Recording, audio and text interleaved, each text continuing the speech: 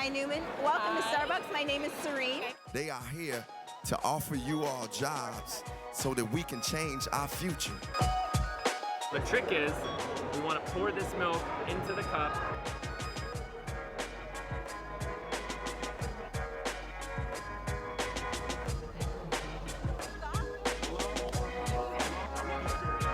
You got hired today. Yes.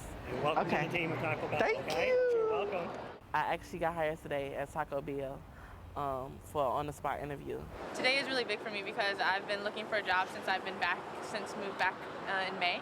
These are the faces of Chicago's future, America's future. I want to be in film or anything behind a camera. I want to get my PhD in physical therapy and become a physical therapist. That chance came this week. For some of these young men and women, it came for the first time. From Starbucks to Nordstrom to Taco Bell, companies hiring hundreds at Chicago's Opportunity Fair. And they got a shot at a face-to-face with top CEOs. What does it feel like to be here, to feel like you're getting a shot?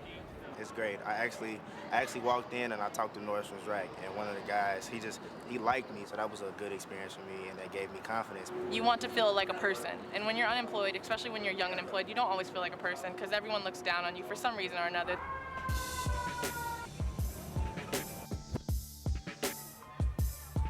If Chicago can have more jobs, I think the violence will actually stop in Chicago. How big a part of solving the violence problem in this city are jobs for young folks? Well, there's no doubt, I mean, like true across the country, where you have poverty, you have violence. Where you have poverty, you have lower educational attainment.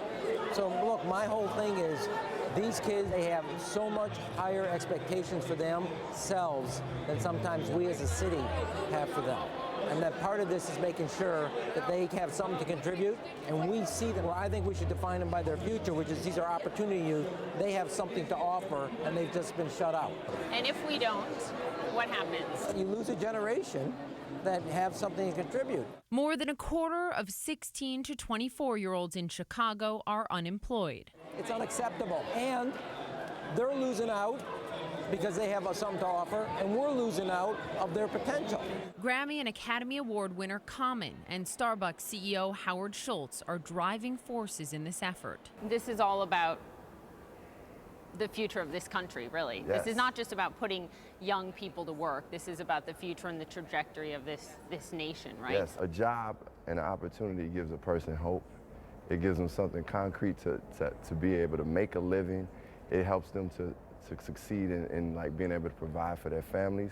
And I mean, we all, when we get a job, feel good about ourselves, you know? So it's something powerful in being able to create these opportunities. So this is the future of America. I think there is a cultural divide and there are racial injustices today.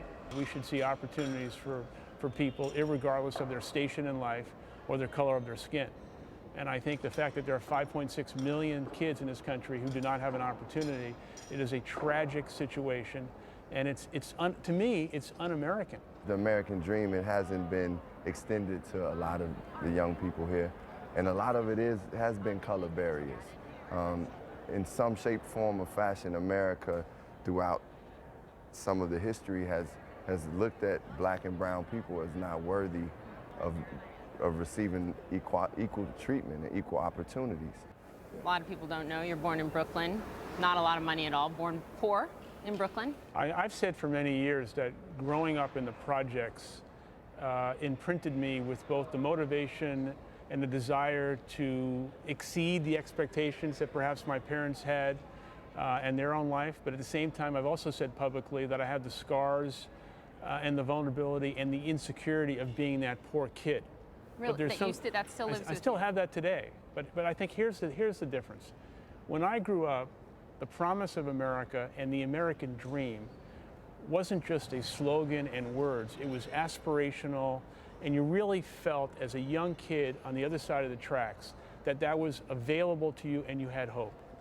When I look at the situation now and I hear 5.6 million disconnected youth in the country, not in school, not working, mainly African American and Latino, I ask myself, does the American dream and the promise of America, is it as relevant and accessible to those kids right now as it was when I was coming up? And I think the sad answer is no.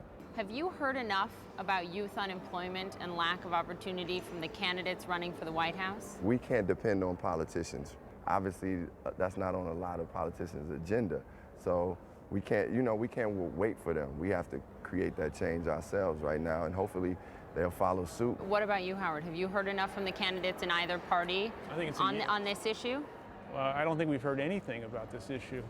I don't think we've heard any candidate speak about the almost 6 million disconnected youth in the country, many of whom are African American and Latino. What do you want to hear from the candidates about youth unemployment in this country? I would love to hear someone who says, hey, I'm going to help you, because that's anyone wants out of their president. They want someone who's going to help them, work for them. Are you hopeful? I'm hopeful that I get a chance to succeed. We haven't invested in our kids. We just haven't. And I think we're paying a price as a country across race, class, geography, and incomes for not investing in the greatest potential we have, which is our kids. More than 4,000 of Chicago's youth were there, and 600 got job offers on the spot. It's not a panacea, but with each job comes so much more than just a paycheck. We bringing these worlds together. We bringing the corporations to Chicago. You understand what I'm saying? They coming to see y'all. They here to see y'all and make that change. So I want y'all to continue to stand up and make some noise for yourselves right now.